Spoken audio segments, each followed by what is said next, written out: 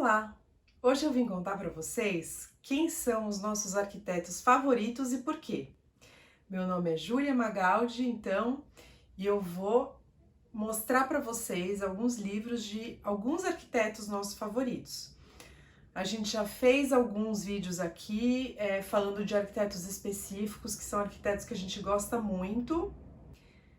E hoje eu vim fazer um apanhado então de 5 arquitetos que eu queria trazer para vocês e que a gente realmente tem um apreço enorme.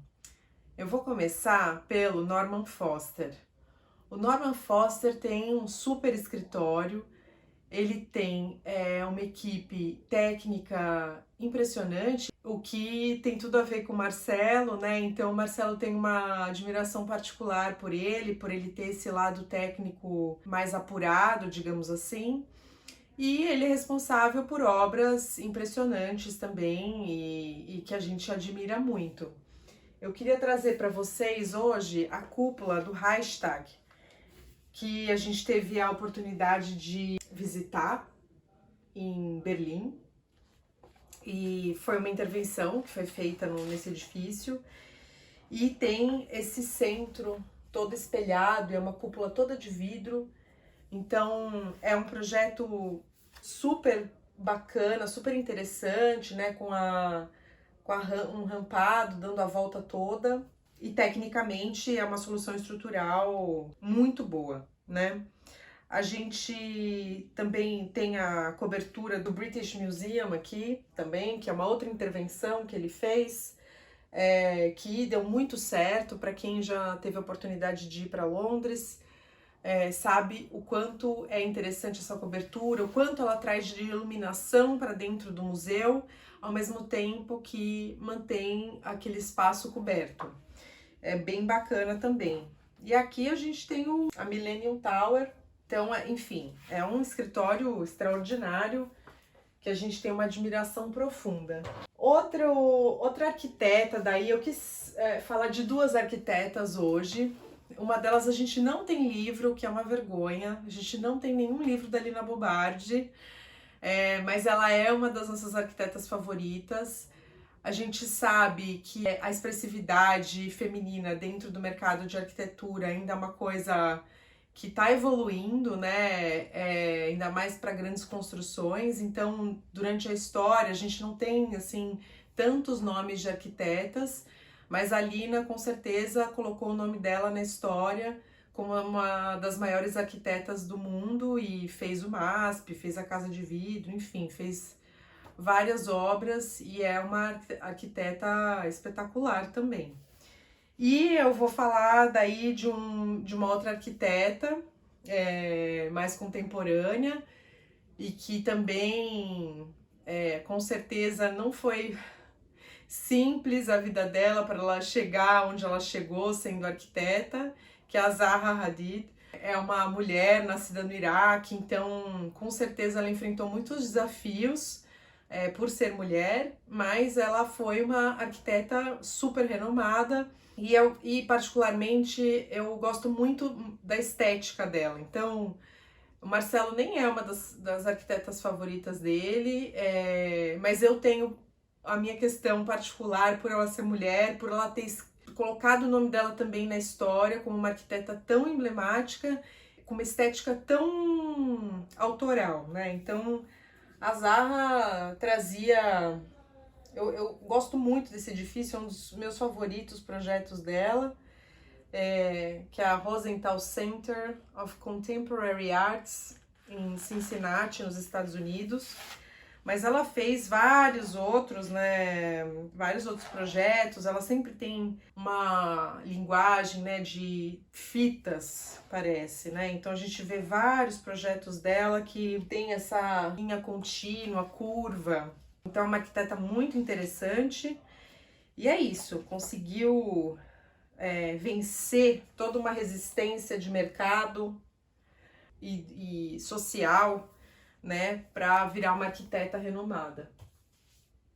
Outro arquiteto daí que eu vou trazer para vocês é o Renzo Piano, né? O Renzo Piano, a gente tem vários livros dele aqui em casa. Ele é um dos nossos assim mais favoritos. É um arquiteto também técnico e que fez o Centro Georges Pompidou, né? Que é um museu em Paris, que na época foi super criticado, porque ele mostra todas as estruturas, todas as instalações de forma aparente. E para Paris isso foi super chocante, né? Porque Paris tem aquela característica de ter casinhas, né? Os telhadinhos. A estética de Paris é bem linda, mas é bem uniforme, né? E o Pompidou chegou para causar, né? Todo colorido, cheio de tubos e tal.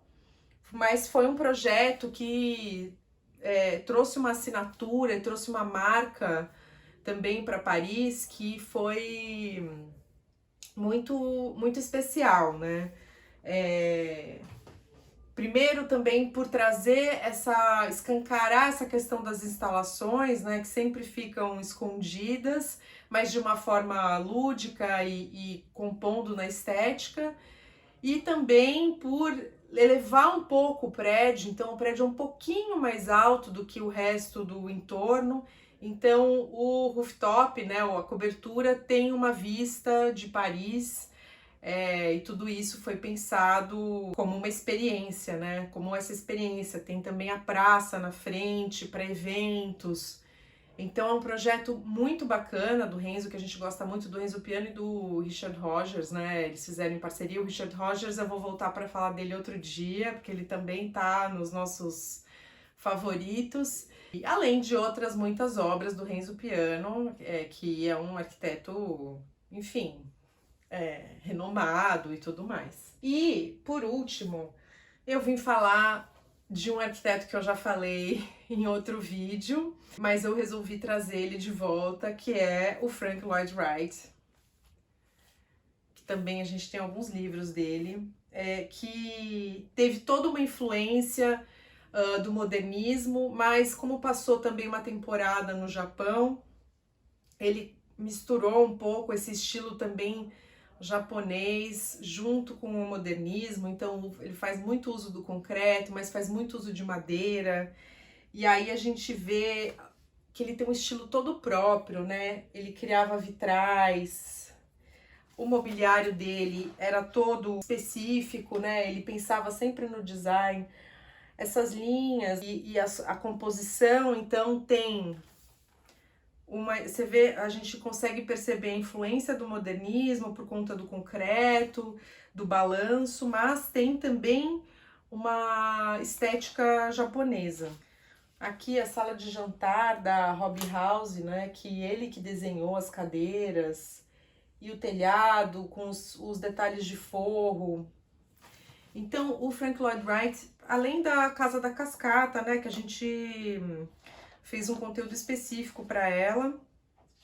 Ele era um arquiteto muito diferenciado para a época dele e, inclusive, ele tinha também uma ideia de urbanismo descentralizado naquela época, porque ele acreditava que as pessoas tinham que ter mais contato com a natureza, então que cada família tinha que ter, na verdade, uma chácarazinha e não devia existe um centro urbano onde as pessoas não têm esse contato com a natureza. Mas isso rende para um próximo vídeo a gente falar sobre urbanismo especificamente. Então, gente, para recapitular, né, por que esses arquitetos, então, para a gente são tão importantes trazer eles para vocês? Primeiro pela qualidade técnica, né? Então são arquitetos que têm uma noção técnica, estrutural e de possibilidade de materiais muito avançada. São arquitetos que desenvolveram soluções estéticas muito boas, maravilhosas e que são aclamadas no mundo todo.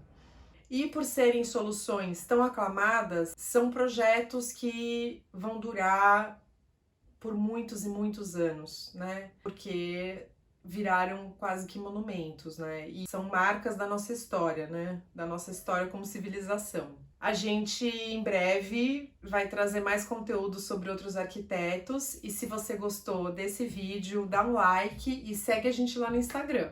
Até o próximo!